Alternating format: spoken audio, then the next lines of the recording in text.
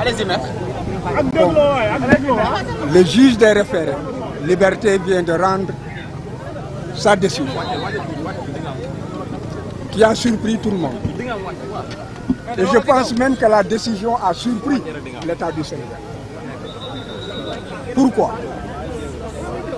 Parce que nous ne sommes dans aucun contentieux qui puisse faire qu'un juge soit compétent pour décider d'une remise ou non de fiches de parrainage. Et la loi ne donne pas compétence à la direction générale des élections, encore moins au ministre de l'Intérieur, de décider et de s'arroger des pouvoirs, n'est-ce pas, qu'il n'a pas.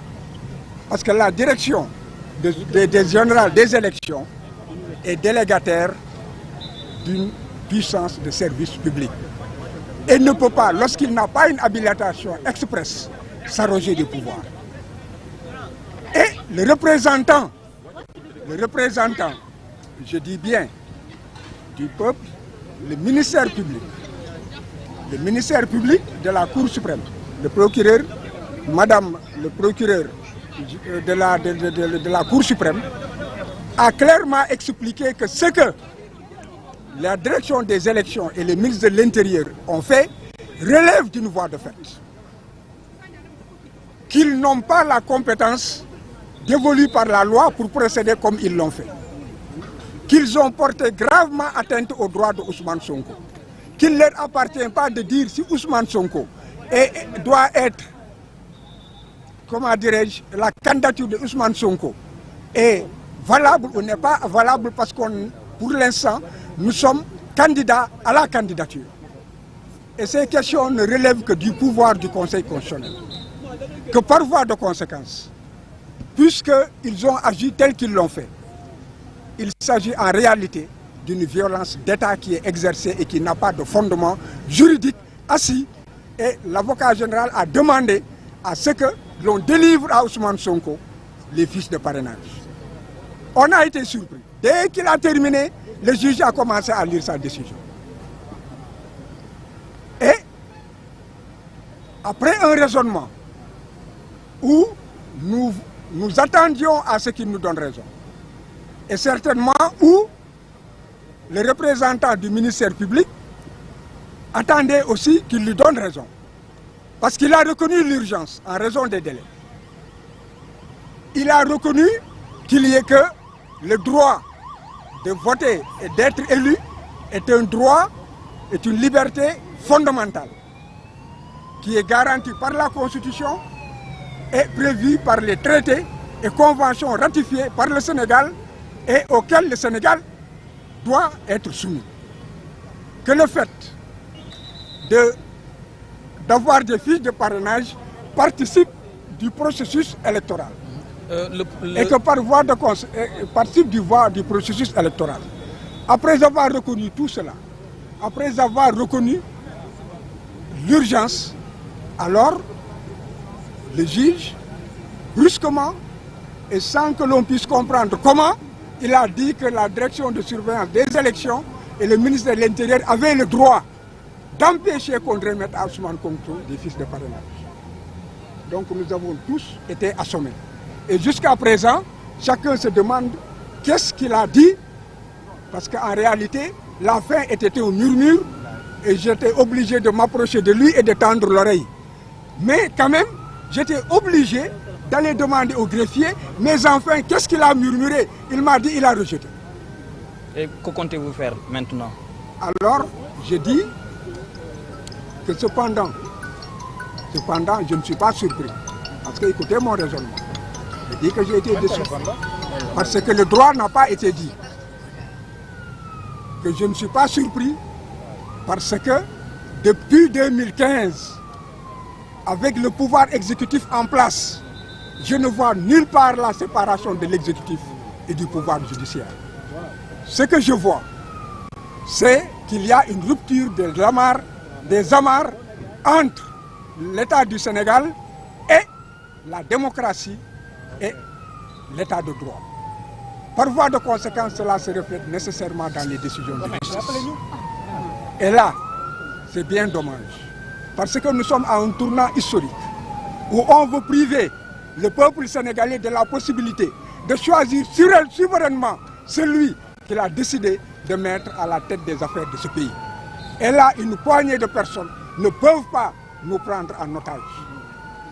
Et il faut que cela s'arrête. Il n'y a pas de voie de recours. J'ai dit dans ma plaidoirie que nous sommes dans un tournant historique où chaque homme, par la plume, par la parole et par les actes, prend ses responsabilités individuelles et engage ses responsabilités individuelles. Qu'il soit citoyen, qu'il soit député, qu'il soit juge ou qu'il soit ministre. Donc, moi, si je ne suis pas surpris, c'est que aucune décision ne me surprend depuis 2015. Ayant été là, ayant suivi et ayant pu être témoin de toutes les pratiques républicaines depuis 1963, et la rupture que j'ai observée en 2015 me permettait en ce moment déjà de dire que l'État a rompu les amarres avec la démocratie et l'État de droit. ci wolof lan la ñu mën a tënk ci ginnaaw bi nga xamee ni lan la ñu mën a tënk ci wolof lan la ñu mën a tënk ci li nga xam ne li ñu mën a tënk moom moo di ki nga xam ne moo fi toogal askan wi mu di procureur général bi Cour suprême Marème Gueye li mu wax lu leer nee na que ministère li ñu def dañoo jalgati dañoo salfaane yoon dañoo jalgati dañoo salfaane ak yelleef Ousmane Sonko et que teguñu ko fenn ndax amul fenn ci kaw yoon foo xam ne ñoom am nañu martaba ak sañ-sañu bañ a joxe fiche de parrainage parce que bu fekkee Ousmane war na nekk candidat wala warul nekk candidat ko conseil constitutionnel donc moom moo ko mën a wax mais fii ñu toll bépp sénégalais bi nga xam ne que respecté nga condition yi ñu la laaj pour laajte fiche de parrainage dañ la ko war a jox kon boog nekkuñu ci benn yoon mu nekk ne justice dogal ci ni mu gën a gaawee 600 nañu jël nañu permettre Ousmane Sonko mu jël ay fiche de parrainage am bu waree Sénégal yëpp dégg nga ak coono beeg lam ca mën a ñàkk ak mbir mi nu mu méttee dégg nga affaire am la ndax bu ñu fekkee dem nañu ba conseil constitutionnel du ñoom du ministère conseil constitutionnel moom mooy xool kan moo war a nekk kan warul nekk wante buñ ko teree léegi dinañ ko xañ droit boo xam ne conseil constitutionnel du am sax possibilité pour wax ay waxam te kooku amuñu droit bi conseil constitutionnel dafa am droit wax kan moo war a nekk ak kenn warut a nekk kon boog nañ ko permettre mu dem kooku mooy ki nga xam ne mooy waxal askan wi mooy procureur général Cour suprême Marème Gueye substitut avocat général ñu nit waxuñu woon lu weesu loolu ki nga xam ne nag mooy atte dañoo pare yaakaaroon nañ ne que xëy na dina dem dallu tuuti pour xool ku ne la nga wax lan la parce que ñetti waxtu ngi ni nit ñaa ngi wax dégg nga ci ñetti waxtu nit ñi lu mot nan la tuddi fukki nit ak juróom wax nañu ak avocat général bi xanaa loolu war na laaj dallu wante dafa pare rek bu ko ci kayit commencé lire ci liir bi it gis nañ ne que la mu doon wax dafa méngoog ñun li ñu wax dafa méngoog li nga xam ne moom la avocat général bi mooy ki fiy waxal nan la tuddati askan wi dégg nga di wax wante ba mu demee ba mu jeex mu mel ni dafa mel ni am njuñ njaaj mu daaneel ne que wante direction des élections ak administration bi li ñu def yoon la mun nañ ko tere mu am fiche parrainage ba kenn xamul lu xew ku ci nekk yaa ngi laajte parce que loolu da ko doon ngunguni lan la wax man sama bopp dama ñëwoon bay tàllal nopp ndax mujjenteel bi kenn déggul dama mujj dem ci greffier bi ne ko waaw lan la wax lan la mujje mu ne daf leen ñàkkal doole ma ne ñàkkal doole mu ne waaw moom moo di rejeté na ko kon boog li ñuy jàpp moom moo di ko lenn daal leer na tey jii avenir du Sénégal moom mooy dox. léegi amu leen possibilité def recours. recours yi moom ñu ngi ci. lan ngeen di def. recours yi bari na. Sénégal nag dañu am habitude def lu leen neex suñu leen condamné ñu ne ñoo tey on est souverain te fu ñu tàllalee kayit sur le plan international ñoom ñooy njëkk si wante dafa am loo xam ne dina am fa muy dàkkee. léegi lan ngeen fas yéene def ginnaaw loolu. ñu ngi xaar décision